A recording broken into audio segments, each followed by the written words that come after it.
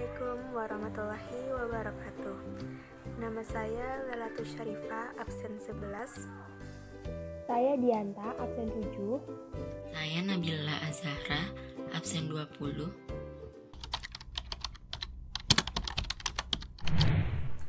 Untuk tugas bahasa Indonesia tentang teks eksplanasi, kelompok kami akan memberi penjelasan dengan tema fenomena alam dan judul gempa bumi.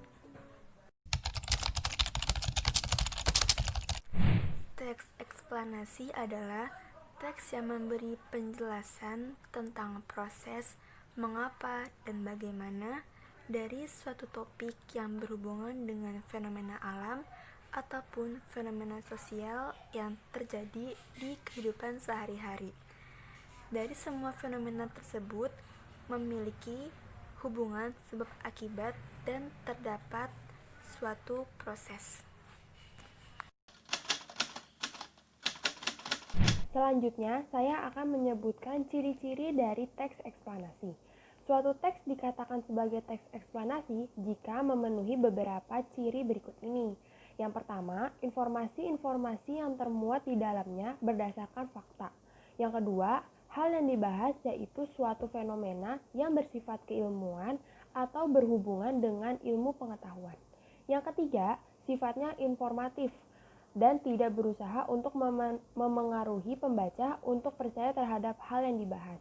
Yang keempat, terdiri dari pernyataan umum, urutan sebab akibat, dan interpretasi.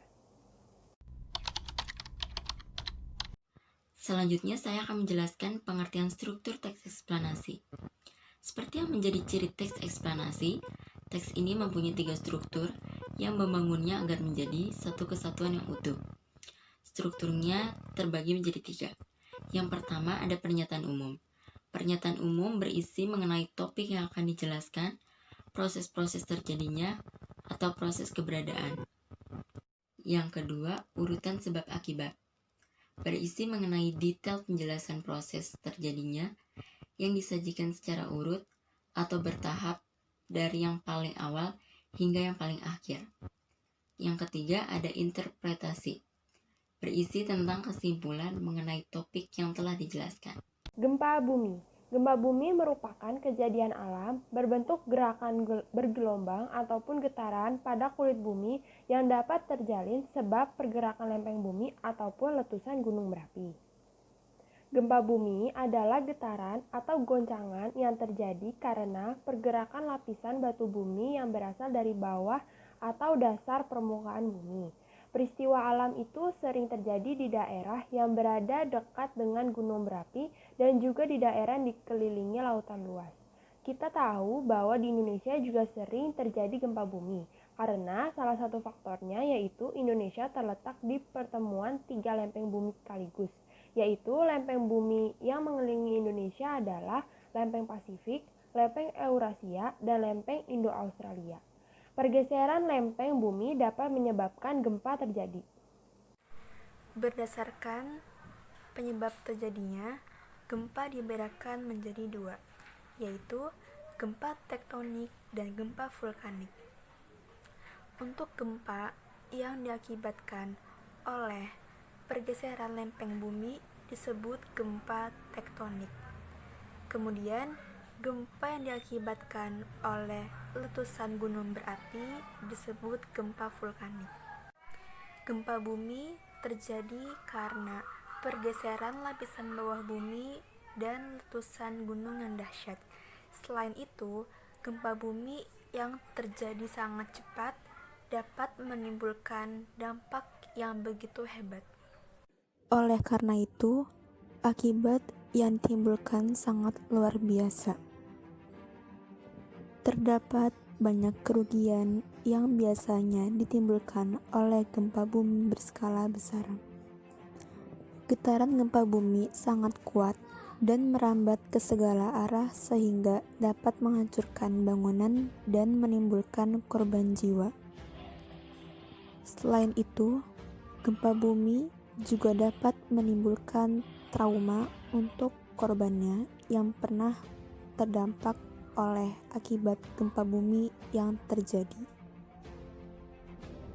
Rekaman tersebut adalah gempa bumi Lombok pada Juli 2018, yaitu sebuah gempa darat berkekuatan 6,4 magnitudo yang melanda Pulau Lombok, Indonesia pada tanggal 29 Juli 2018 pukul 06:47 waktu Indonesia Tengah.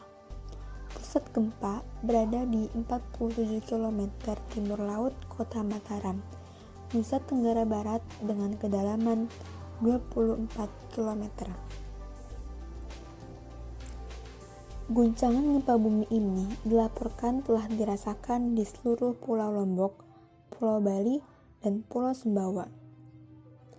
Setelah gempa utama 6,4 magnitudo pada pukul 06.47 waktu Indonesia Tengah hingga pukul 10:20 waktu Indonesia Tengah telah terjadi 124 gempa bumi susulan dengan gempa berkekuatan lebih dari 5,0 magnitudo dan yang terbesar 5,7 magnitudo pada pukul 10:16 waktu Indonesia Tengah. Data Badan Nasional Penanggulangan Bencana menyebutkan 20 orang meninggal dunia serta 401 orang lainnya mengalami luka-luka. Saya akan membacakan kesimpulan atau interpretasi dari teks eksplanasi tersebut. Dilihat dari penyebabnya, gempa bumi memanglah tidak dapat diprediksi, serta tidak mengenal waktu.